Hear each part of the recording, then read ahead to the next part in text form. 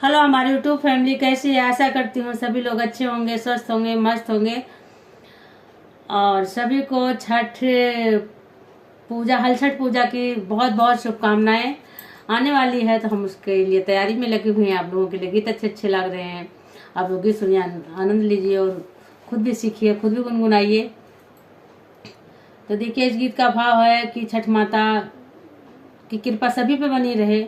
जिसकी गोद सुनी है माता रानी, उनकी भी गोद भरे और वो भी छठी पूजा के लायक बनाए उन्हें। तो हम ये विनती करते हैं। तो इस गीत का भाव है कि एक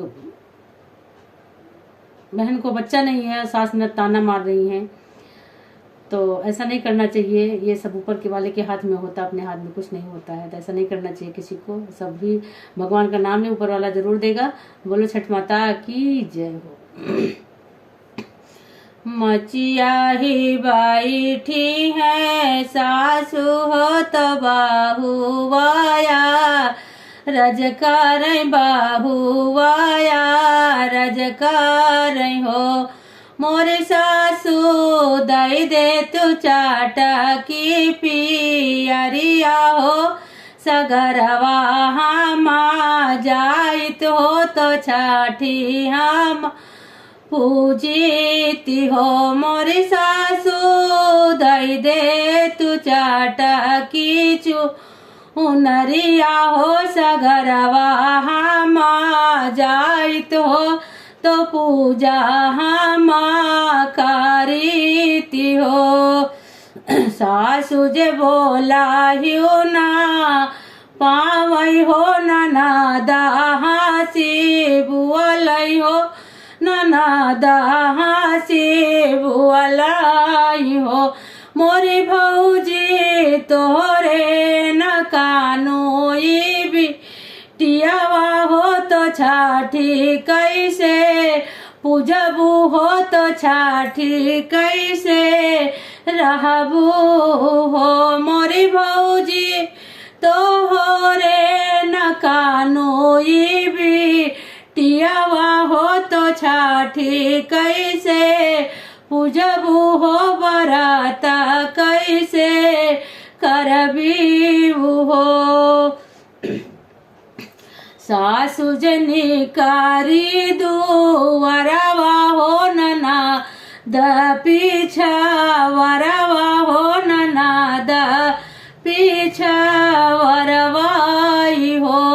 मोरी बहू हरी हनली बाजारा के वरिया हो, छठिया पूजे बैठी हो, छठिया पूजे बैठी नी हो। मोरी बहू हरी हनली बाजारा के वरिया हो तो छठी पूजे बैठी हो, तो छठी पूजे बैठी नी हो।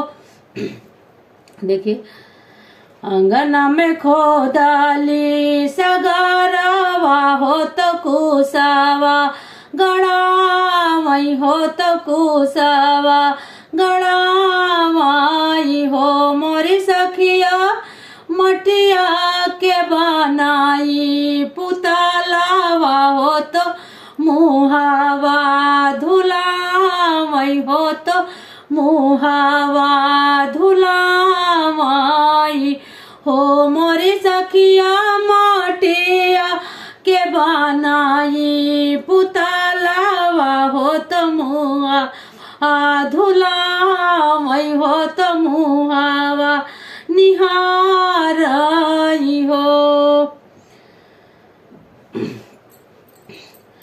मुहवा धोवातई के पुतलावा हो, सकारा सा कर करई हो। मोरी सखिया का जारा लगाऊ तई के जोरा जोरा रुआ वही हो, तो जोरा जोरा रुआवा हो। मोरी सखिया का जारा लगाऊ तई के पुतलावा जोराई जो ररुआ वही हो, तो जोराई जो ररुआ वही हो।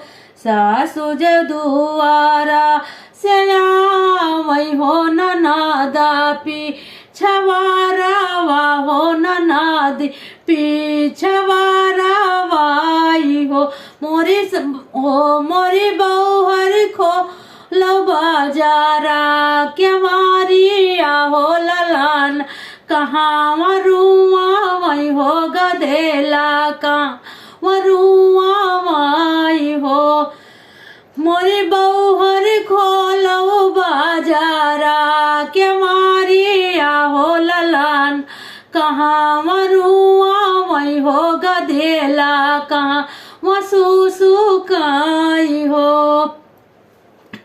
तो देखो या हाथ ले हाली गदेला हो सारे हाथ खोलई हो दूसरे हाथ खुआला हो मोरी सासू हम तो बनाए माटी कई पुताला हो कैसे लागे रुआ वही हो कैसे लागे रुआ वाई हो मोरी सासू हम तो बनाए माटी के पुताला हो कैसे लागे सुसु कई हो कैसे लागे रुआ वाई हो। यतनी जब सोनी सासु दाऊड़ई हो ललाना गोदिया मांगई हो ललाना गोदिया मांगई हो मोरी सखिया जाए के बोलाव गोतिनिया हो उठाना लागे सोहर हो उठाना लागे सोहर हो। तो देखिए माता जी की कृपा हुई, माटी के पुतले में भी जान आ गई। हे छठ माता सभी को ऐसे बालक देना, बच्चे देना, सबके घर में खुशियां भर भर के देना। जिन बहनों की गोदी सोनी है उन्हें भी खूब भर भर के खुशियां देना, उनके घर में भी खुशहाली की ढोलक बजे और वो भी छठ माता की पूजा करें। बोलो छठ माता की जय। अगर आज लोग को अच्छा लगा होगा तो जरूर छोटी बहन को एक प्यारा सा कमेंट करके जरूर बताइएगा और शेयर भी खूब कीजिएगा।